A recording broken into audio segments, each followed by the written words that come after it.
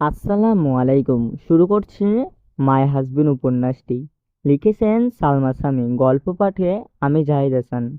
পর্ব ১৩। আনিয়া চোখে পানি চিকচিক করছে। প্রহেল তাকে এত ভালোবাসে? এই যে এত মানুষের মাঝে কি সুন্দর করে ভালোবাসার কথাটা বলল। প্রশ্নবোধক দৃষ্টিতে তাকিয়ে আছে প্রহেল। আনিয়া মুচকি হেসে হাত বাড়িয়ে দেয় প্রহেলের হাতের আংটিটা। আনিয়া অনামিকা আঙ্গুলের পরিয়ে কিস করে উঠে দাঁড়ায়। কিছুক্ষণ পর দুজনেই মেয়ে গার্ড এসে আনিয়াকে ফুল দিয়ে তৈরি ড্রেস চেঞ্জ করার রুমে নিয়ে যায়। আনিয়া রুমে ঢুকে মুগ্ধ দৃষ্টিতে পর্যবেক্ষণ করে বলে ওঠে, আপনি একটু না মিস্টার অদ্ভুত শব্দের আমার ট্যাটুওয়ালা, আপনি আমার গোটা সাম্রাজ্যের রাজাবাসী। রনি ও মিস্টার ইয়াং কক্সবাজারে বিশাল এক ফ্ল্যাটের মাঝে অবস্থান। সারি সারি গার্ড হাতে অস্ত্র নিয়ে ঘেরাফেরা করেছে। প্রহেল সিকিউরিটি দিয়ে রয়েছে চারপাশ। রনি ও ইয়াং সামনের চেয়ারে পায়ের উপর পা তুলে বসে আছে। তাদের সামনে একটা বয়স্ক লোক, একজন যুবতী মেয়ের গায়ের রং সাদা, ধবধবে চুলগুলো অ্যাশ কালার ও পরনে ওয়াস্টন ছোট ড্রেস।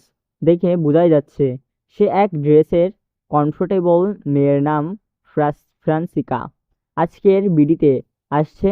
ইয়াং ফ্রান্সিকার দিকে প্রশ্নবোধক চাউনিতে বলে, তোমাকে এখানে যেই কাজে আনা হয়েছে তা খুব শীঘ্রই কমপ্লিট করে লন্ডনে ব্যাক করবে। Got it? ফ্রান্সিকা সফট ড্রিঙ্কসে চুমুক দিয়ে বলে, I know Mister Young, my ইউস এনিও ইয়ে বাই। আমি একটু বাইরে যাব। আফ আফটার অল বিডি বলে কথা। কথা শেষ করে হেলে দুলে হেঁটে বেরিয়ে যায় হিনান। ফোন কেটে সাগরের দিকে সরু কপালে তিনটা ভাঁজ ফেলে বলে, এই অখাদ্য গান তুই কোথায় পেলি সাগর?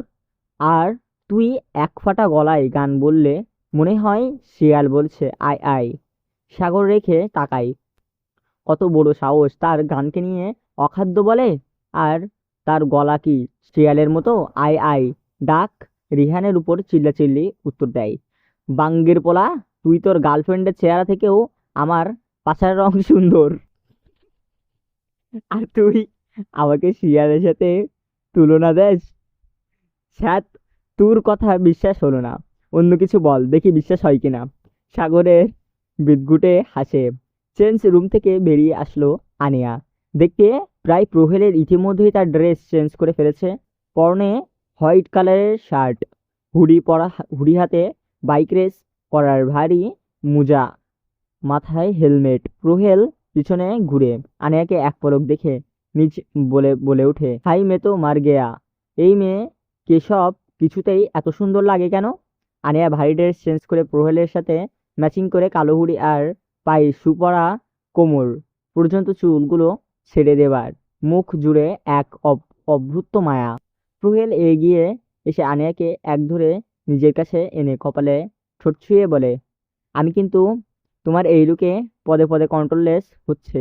ছোট ফ্লাওয়ার, তোমার এই বাঁকানো হট লুক জাস্ট উফ। আনিয়া লজ্জায় চোখ মুখ খিচে প্রহেলের বুকে মুখ লুকিয়ে রাখে, যা দেখে প্রহেল দুষ্ট হেসে বলে, মাই লেডি, আমি তোমাকে বস্ত্রহরণ করিনি এখনো, তাই লজ্জাটা তুলে রাখো একটু সময়ের জন্য। বলে আনিয়াকে ঠোঁট কামড়ে চোখ মারে। কালো রঙের বাইকের চাবি নিয়ে বাইকে উঠে আনিয়া ইশারা করে পিছনে উঠতে বলে প্রহেল। আনিয়া ভাবছে কি হবে, সে বাইকে উঠবে, তার ভয় করে বাইকে প্রহেল। আনিয়া মনোভাব বুঝতে পেরে বলে, ভয় নেই মাই লেডি, আমি আছি তো, জাস্ট এনজয়। এই একটা শব্দ যেন আনিয়ার অনেক কিছু ভরসা দিল। ধীরে ধীরে বাইকের কাছে পিছনে উঠে বসলো। হাত দিয়ে শক্ত করে প্রহেলকে জড়িয়ে ধরে চারপাশ ধোঁয়া উড়িয়ে শো শো করে চলে গেল বাইকটি। লন্ডন নাইট ক্লাব পার্টিতে মেয়েদের নিয়ে ফুর্তি করে বিজি জনি। এই বুড়ো বয়সে এখনো মেয়েদের প্রতি ভীমরতি কমেনি। তার মেয়ের বয়সী মেয়েদের নিয়ে ফুর্তি করে বিজে। একজন মেয়ে হাতে ড্রিঙ্কস নিয়ে আসছে, পরনে ওয়াস্টন একদম ছোট জামা, এর থেকে না পড়লে নয়। লোকটা মেয়েটির কাছে আসতেই মেয়েটা চিকন কোমর চেপে চেপে কাছে এনে কালো কলার ঠোঁটে ছুঁয়ে বলে, কিসমি সুন্দরী। মেয়েটা হাসে, টাকার জন্য মানুষ কি না করতে পারে। এই যে সে টাকার জন্য বাবার বয়সী একজন লোকের সাথে নিজের সতীত্ব বিলিয়ে দিচ্ছে। একটা মেয়ের কাছে হয়তো নিজের সতীত্বের চেয়ে বড় আর কিছু থাকে না। মেয়েটা মাথা নাড়িয়ে সম্মতি দিল। Yeah sure mister Johnny. মেয়েটার কথা শেষ করার আগেই জনি মেয়েটার কোমর চেপে ধরে টেনে ঠোঁটে চুমু আকারে ঘোরে। ঘৃণায় মেয়েটার চোখ পানি থেকে পানি গড়িয়ে পড়ে। সবার হয়তো ভাবে সব মেয়েরা শরীরের চাহিদায় তার শুধু টাকার জন্য ক্লাবে নাইটে আসে, বড় বড় হোটেলে যায় নিজের সতীত্ব বিলিয়ে দিতে। অন্যদিকে বেশ সময় নিয়ে ঘোরাঘুরি করে পার্কিং লটে বাইক রেখে নেমে বাড়ির ভিতরে সাগরবিহীন কে কে রাগাতে বলে, শুন রিহান, তোর ওই খাবারের অনীহার বুগা বুগা গার্লফ্রেন্ডকে আমার পছন্দ না, তুই বরং ওকে ছেড়ে দে। আমি তোর জন্য একটা মোটা দেখে মেয়ে এনে দিব। রোহান সাগরের কথা শুনে পায়ের থেকে জুতা খুলতে খুলতে উত্তর দেয়, শালা সানি লিওন অন্তর্বাসনের চাপ নেবার সাগর ছায়া, তুই আমাকে বলস মোটা মেয়ে এনে দিবি? জনি সিং এর জায়গায় নিজেকে বসিয়ে ওঠস আবার ফালফোড়া। সাগর নাকি ছিটকে দু কদম পিছিয়ে গেল, হাত দিয়ে গন্ধ তাড়নার মতো করে বলল, ছ্যাঃ রিহান ছ্যাঃ, আমি তো ভাবছি তুই এর থেকেও আরো ভালো কিছু বলবি। রিহান পারছে না তো এখনই এই সাগরকে শুলে চড়াতো। কত বড় সাহস তার, একটা মাত্র গার্লফ্রেন্ড, তাকে নিয়ে এই সাগর মজা করে। রাত 12টা বাজে, পরিবেশ শান্ত, কোনো আওয়াজ নেই, একদম স্তম্ভ। সরু রাস্তা দিয়ে বাইক রাইডিং করা যাচ্ছে প্রহেল আনিয়া। পিছন থেকে প্রহেলের পিঠের সাথে লেপ্টে আছে, দুই হাত ধরা বুকের কাছে অংশ খামচে ধরে রেখেছে। প্রহেল নিরিবিলি জায়গায় বাইক থামিয়ে আনিয়াকে উদ্দেশ্য করে বলে, আমি এই মাঝ রাস্তায় কন্ট্রোললেস হতে চাচ্ছিলাম না, কিন্তু তুই আমাকে ঠিক থাকতে দিলি না my lady. I need you Mrs প্রহেল।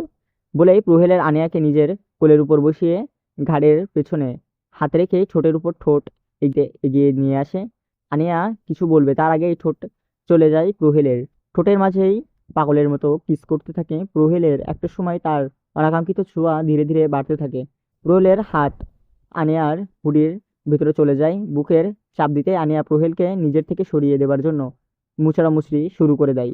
প্রহেল ঠোঁট ছেড়ে নেশাক্ত কণ্ঠেই বলে, প্লিজ বেবি বাধা দিও না। আনিয়া লজ্জায় নিজের দিকে তাকিয়ে বলে, অসভ্য লোক, আমরা রাস্তায় আছি, তাও বাইকে রিসোর্টে চলেন। প্রহেল শুনেও না শোনার মতো ভান করে আনিয়া হুডি খুলে দেয়। ব্যথায় আনিয়া চিৎকার করে উঠে, প্রোম্যাক্স। এই শব্দে অর্থ না বুঝে আনিয়া ব্যথায় তুর শব্দ করে বলে, এই প্রোম্যাক্স আবার কি? প্রহেল পিঠ থেকে হাত ছড়িয়ে নেয়, তার হাতের স্পর্শ কেঁপে উঠে। দিকে আনিয়া বলে উঠে, আপনি ব্যথা ছাড়া করতে পারেন কি? করতে পারেন না? আমি জোর ছাড়া করতে পারি না।